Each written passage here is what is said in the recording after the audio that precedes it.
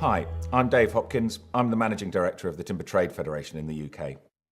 I'm now going to walk you through an online CPD module accredited by RIBA about sustainable timber procurement. The timber industry has always had a very strong sense of responsibility towards the forests that produce our goods. If you look around the world at areas that have a very strong sustainable timber industry, you will see that those areas, particularly in Europe, the forests are growing. But this is only true if we maintain a very strict sense of discipline over the sustainable timber procurement policies that we have and that we implement. This course will provide you with a strong understanding and awareness of forest legality and sustainability issues, an understanding about the role of certification, an awareness of the legal requirements that you're expected to meet, an awareness of the UK government procurement requirements, and an understanding of how to specify and procure legal and sustainable timber. This is an accredited RIBA CPD module. If you want to get your CPD points, please log on to woodcampus.co.uk and sign up to receive your CPD certificate. Timber has some incredible environmental properties. From a sustainability point of view, it outstrips virtually all other competitive materials in the building sector. It's renewable, it's low carbon, and it has incredible life cycle assessment properties. You can see timber is a renewable resource. That means we replant the trees that we take from the forest. Over 90% of the timber used in UK now comes from Europe, where more trees are grown than are harvested. Timber is an inherently low carbon material. Trees absorb carbon dioxide as they grow, storing it as wood. Timber products can save over a ton of carbon dioxide per cubic metre when used instead of building materials such as concrete or brick. Timber has an incredibly low impact on the environment. It takes very little more than sunlight and water to grow a tree, with no inputs of polluting chemicals.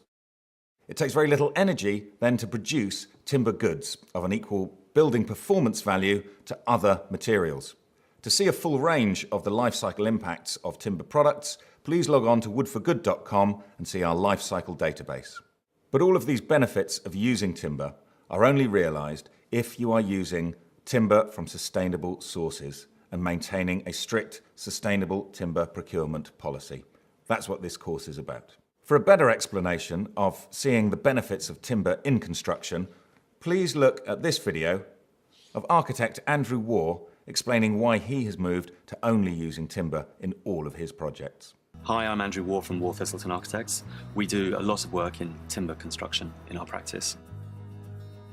Two real issues that are facing humanity globally are climate change, global warming, and population.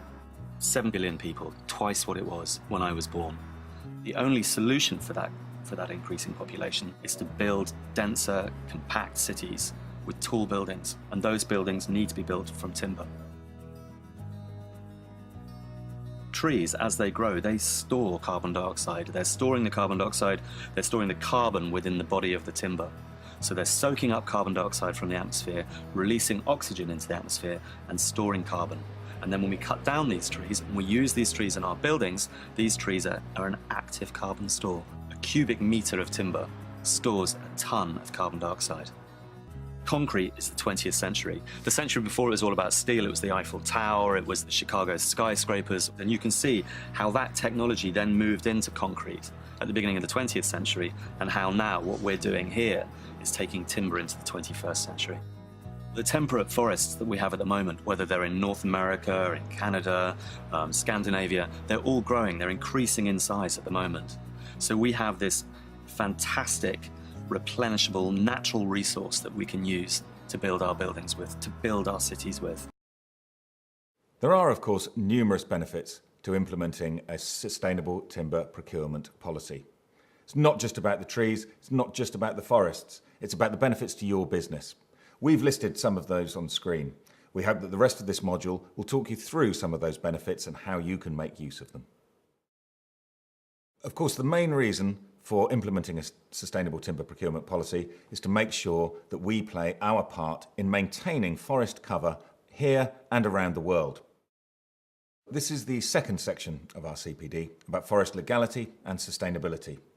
Of course, all of us remember the big news about deforestation in the 1980s.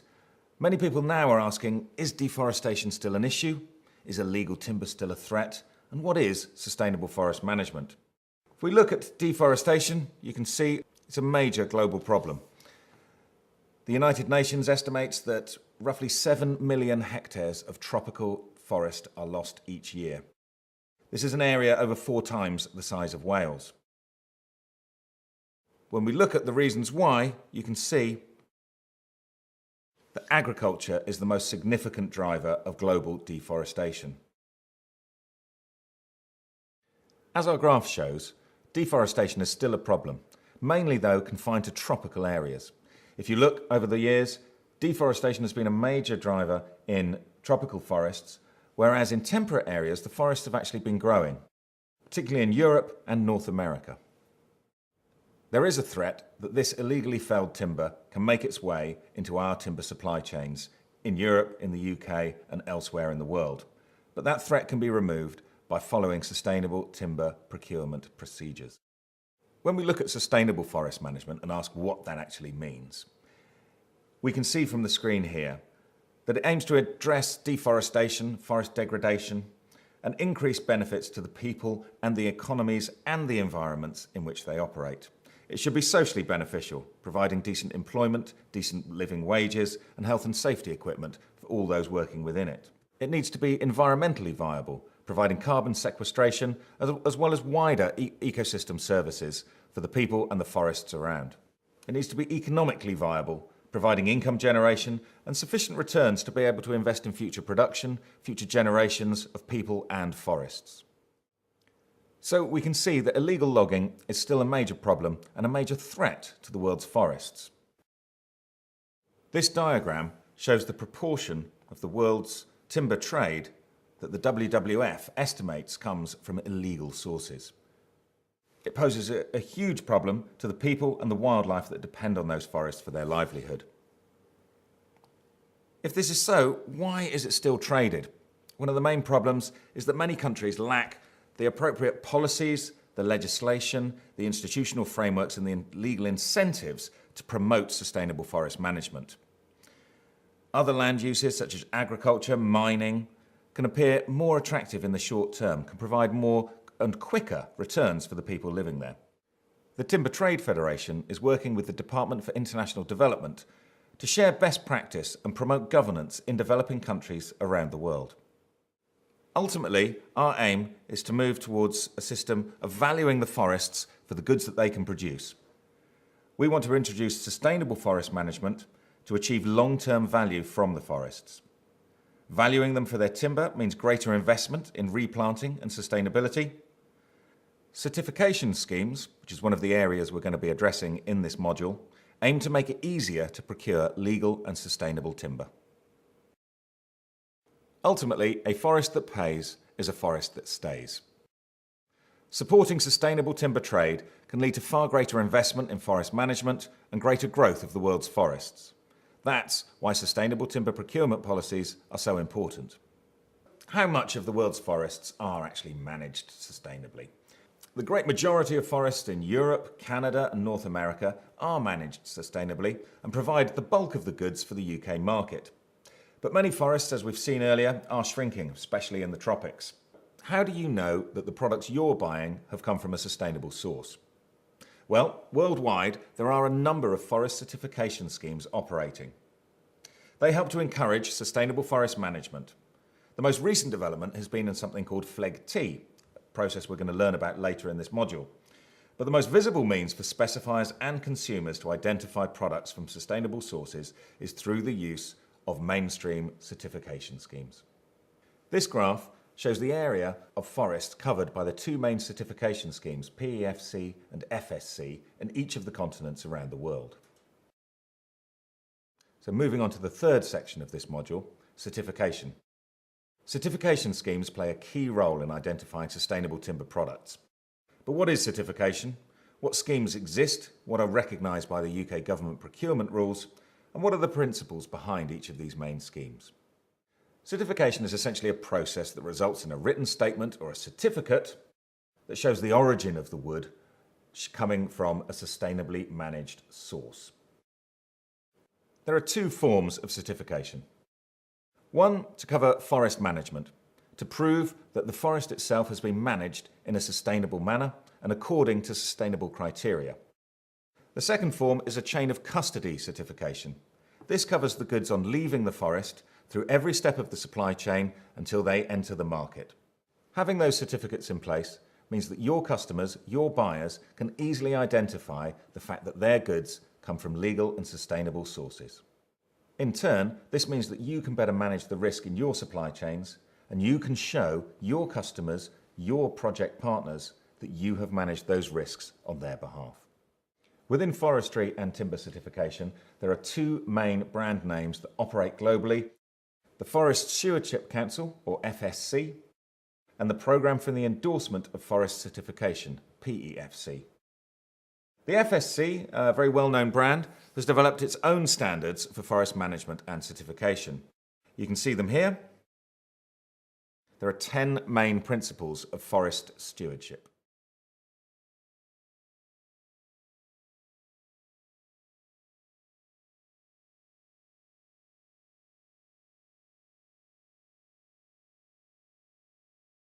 PEFC works by endorsing national forest certification schemes and then judging them against its own standards. To see what those standards are, we can click here.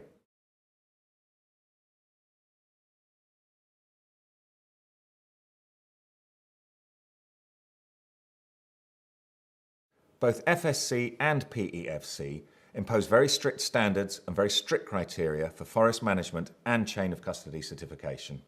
Both are recognised as equal under the UK timber procurement policy. You can watch this video to learn more about PEFC certification.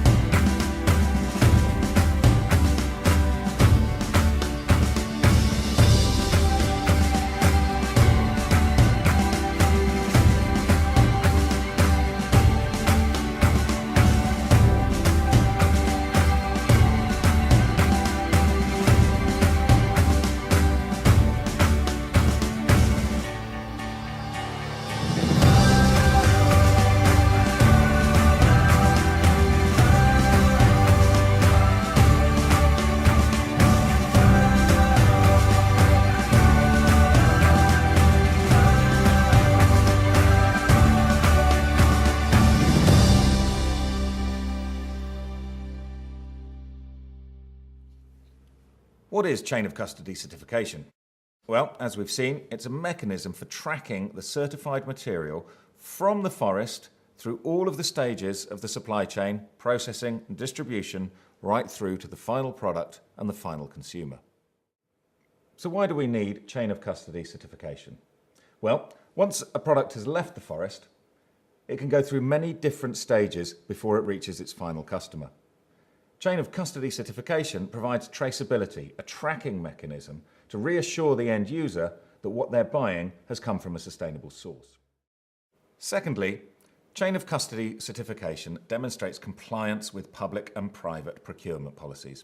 As we'll see later in this module, a number of different procurement policies exist which state that those end users will only buy goods from certified sources. Thirdly, chain of custody provides reassurance to your customers, to your end users, that what they are buying is made from legal and sustainable sources. You are not allowed to use the labels of PEFC or FSC on your goods unless you have chain of custody certification, and your customers know that. So how is this actually done? Well, the certification companies will audit your timber supplier to make sure that they have systems in place to identify the certified timber and keep it segregated throughout its processing and distribution. In some instances, both FSC and PEFC allow suppliers to use a percentage of what is known as controlled timber. To learn more about controlled timber, we can click here.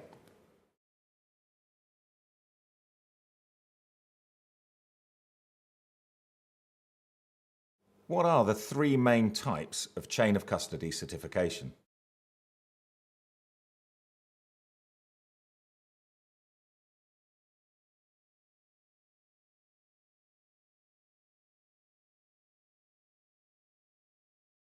In addition to simply having timber products certified, there are now schemes in place to have an entire project certified. Your building project can have project chain of custody. To learn more about FSC project chain of custody, we can watch this video.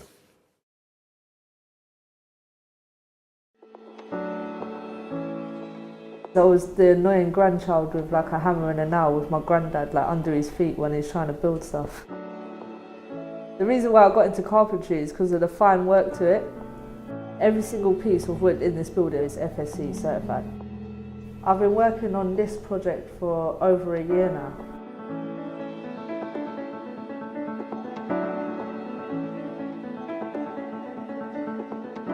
We're on site at 5 Broadgate, which is located in the Broadgate estate to the north of the City of London and sits on a doorstep of Liverpool Street Station.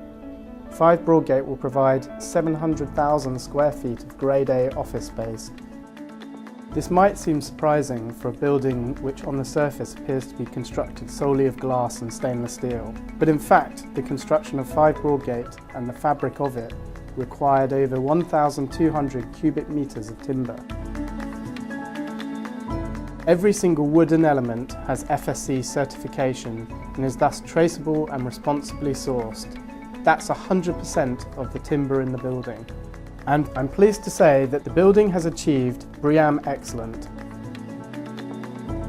On our larger projects, we aim to achieve FSC project certification. The additional level of assurance that this provides us underpins our sustainability goals and ensures that we meet the highest standards possible. Timber has been used in many guises in 5 Broadgate, from ornamental, such as equitropical hardwood, to practical, such as large volumes of timber in the carcass and during the construction process, with huge quantities of MDF and plywood. Every single plank, board and panel is FSC certified. All the companies who have taken part in this project, including ourselves, Make, Mace and the trade contractors, strongly believe that using responsibly sourced timber is not a novelty. It has benefits in terms of the ethical, social, environmental and economic activity. Projects such as this are a real example around the world. The UK is a world lead when it comes to project certification, with more than half the projects to date being in the UK. So this is an example not just to UK companies, but to companies around the world that this can be done at such a great scale. The way FSC certification works, every link in the supply chain from the forest through the sawmill to the manufacturer needs to be independently audited for the chain of custody to be intact. People tend to think about FSC being an environmental label. They're not surprised that trees that are harvested might be replaced or allowed to regenerate naturally, that rare plants and animals are protected. What's less well known is the social aspect of FSC. For a forest to be FSC certified, the forest owner must use local workers, they must provide health and safety equipment, pay a decent wage, and often enhance the local community. We always encourage people to look for the logo when they're shopping. This takes it to a whole new level with the choices you can make. What's really great about this project is that Mace and British Land saw FSC not just as a nice to have, but as a must. And that again is a great example to other companies. It's great for workers in this country as well as the countries where the wood actually comes from. I know the timber which I'm using comes from a forest that's going to stay as a forest.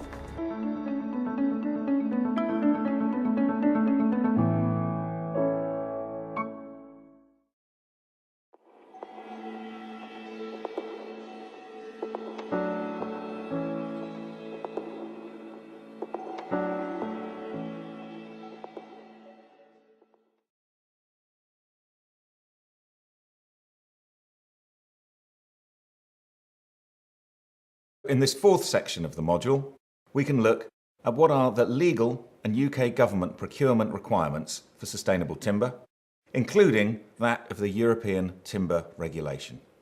The main legal requirement acting on the entire timber sector is the European Timber Regulation.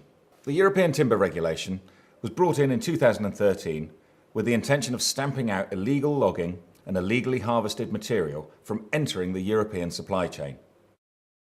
It places an obligation on all importers and traders to rely on systems of due diligence in order to risk assess the products that they are buying. The European Timber Regulation applies to all timber being traded in the European market. That includes goods being placed on the market from European sawmills and those goods being imported from outside of Europe. The main players in the market who have to do the most to comply with the European Timber Regulation are what are known as operators. These are principal importers, or first placers on the market. All operators must show that they have a robust due diligence system in place. They must conduct due diligence on all of their purchases and all goods operating in their supply chain before making their purchases. The due diligence system, which will have to be shown to any competent authority or auditor, shows that they have access to information on the volume, the species, the scientific name, country of harvest, region of harvest, and concession of harvest of all of the goods that they're trading. It shows that they've got the name and the contact details of all the suppliers, that they have complied with all the applicable forest legislation in the country of harvest. It shows that they've done a risk assessment on all of the information that they're presenting. It shows that where they have identified a risk within their supply chain, they have put risk mitigation measures in place. In short, all operators must prove that their products have a negligible risk. If you're merely trading timber products within the EU, the restrictions from the European Timber Regulation are far less onerous. If you're a trader buying or selling timber products in the EU, you have to be able to identify who you've bought the timber products from and who you are selling those timber products to. That information has to be kept on record for at least 5 years and be provided for checks if you're audited by the competent authority in your country. If you're an architect or a specifier, you should be making sure that you only buy timber from companies that have a very robust due diligence process in place, such as members of the Timber Trade Federation. All Timber Trade Federation members are required to have a due diligence process in place called the Responsible Purchasing Process. This has been designed in line with the needs of the European Timber Regulation. The UK has, of course, voted to leave the European Union. However, we haven't voted to leave the European Timber Regulation. It remains part of the law in the UK, and the Timber Trade Federation is lobbying hard to make sure that we keep the European Timber Regulation here. It's a flexible piece of business regulation that allows us to control our supply chains and make sure that the goods that you buy come from risk-managed, legal and sustainable sources only. You can learn more about the European Timber Regulation by looking at www.gov.uk or clicking through on the links from this module on the woodcampus.co.uk website.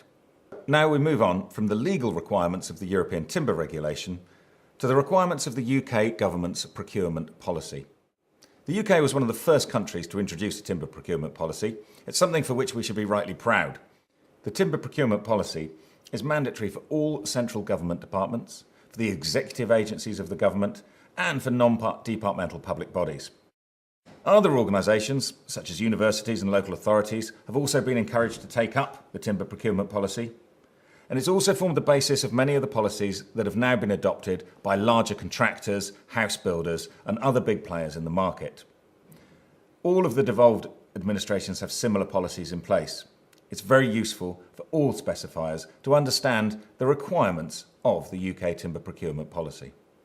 The timber procurement policy covers a wide area of government procurement: construction, furniture and interior design, and all paper and paper products. The UK timber procurement policy requires all suppliers to provide evidence that what they are supplying comes from sustainable sources. The policy states that you could use either Category A or Category B evidence.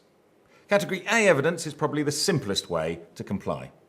For this, you would need documentary evidence of a full PEFC or FSC chain of custody certificate, or proof that your timber carries a FLEGT licence.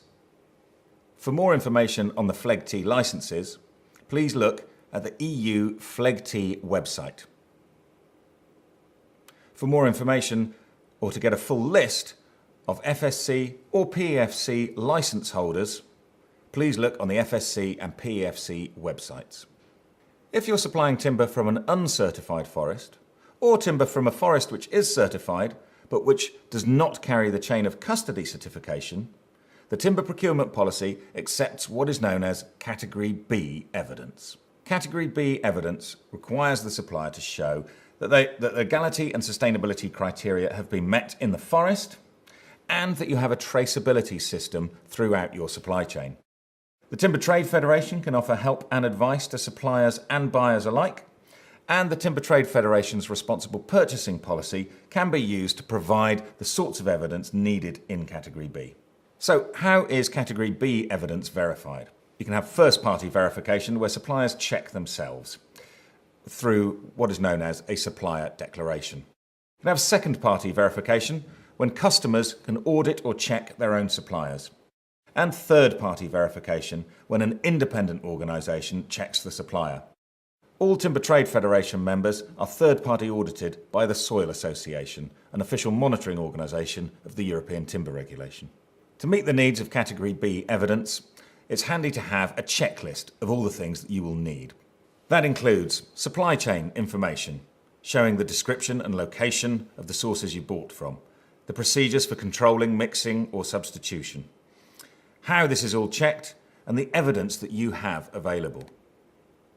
You'll need information on the forest sources and the legality of those forest sources. You'll need to prove that the organisation that felled the trees has a legal right to use the forest, that it complies with all local and national laws, that it pays all of its taxes in the country that it operates, and that it respects all other environmental requirements.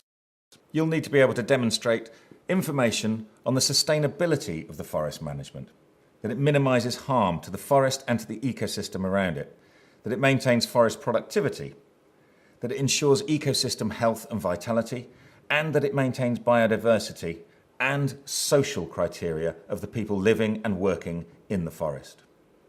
For companies supplying UK-grown timber from smaller woodlands, the Forestry Commission has developed guidance on how to prove compliance with the sustainability criteria. Forests with the UK Forestry Standard Compliant Forest Management Plan already comply with the timber procurement policy. A simplified protocol has also been developed for smaller woodlands based on the UK Forestry Standard and the English Woodland Grant Scheme. For more information on those, look at the Forestry Commission website. For any further questions about the UK timber procurement policy or any other aspect of timber procurement, please contact the Timber Trade Federation. Welcome to Section 5. We've looked at all of the different aspects related to sustainable timber procurement. This section's looking at how we now do that in practice. What are the requirements of the jobs that you are looking at? What are the choices of species and products available to you? How do you actually go about putting that procurement process into practice? The first step of any job is to establish the criteria, the sustainability requirements. Do you need to comply with the UK government timber procurement policy? Do you need chain of custody certification for your customer? And do you need to comply, say, with Build UK or another private contractor's requirements? You'll also need to look at what timber is required for the job. What technical or aesthetic properties are required of the timber? And could you use alternative timber products or species to meet that sustainable sourcing requirement? It may be that a technical manual will guide you towards a particular tropical species for any particular job. Could you look then and say, well, that would be too much of a high-risk species for me to fit within the sustainability criteria of your procurement process, but I can offer you alternative products and alternative species. How much time do you need to plan before ordering your goods? Timber products come in from all over the world. They're subject to other variables within global markets, shipping issues, harvesting rights, weather.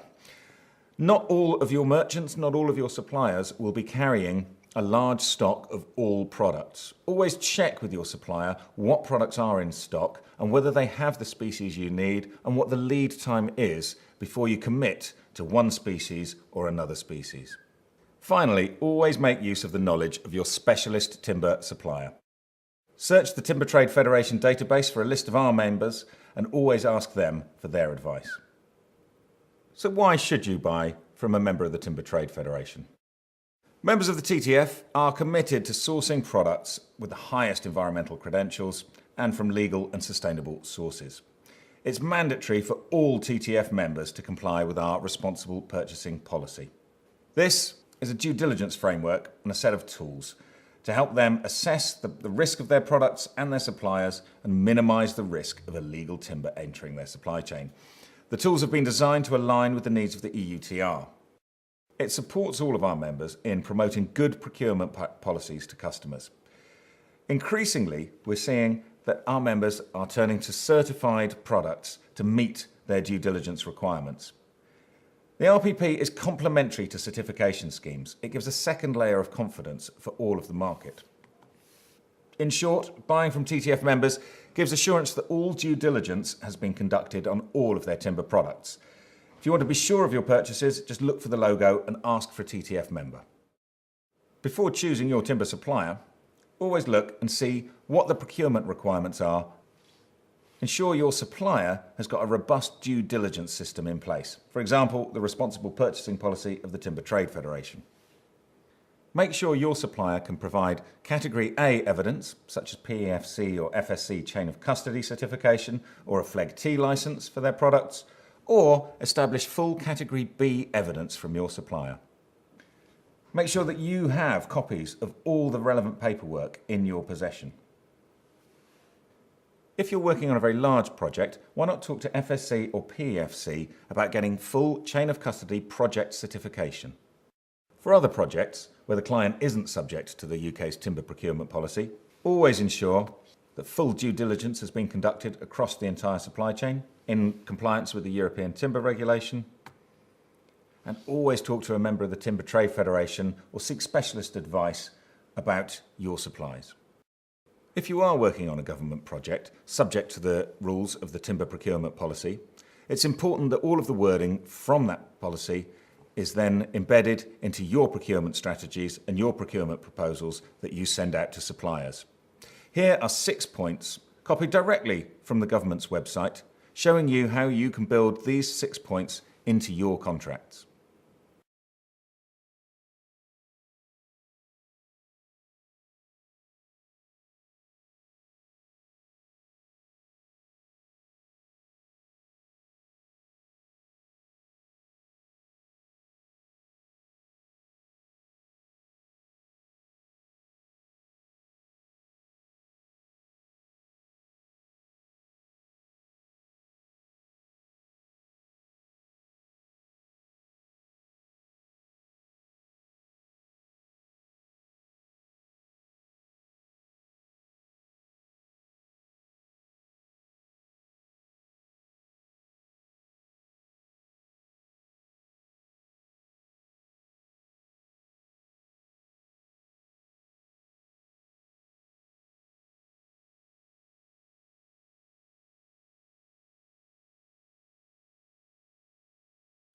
For a full description of the UK's timber procurement policy, search for the Timber Procurement Policy on the government's gov.uk website.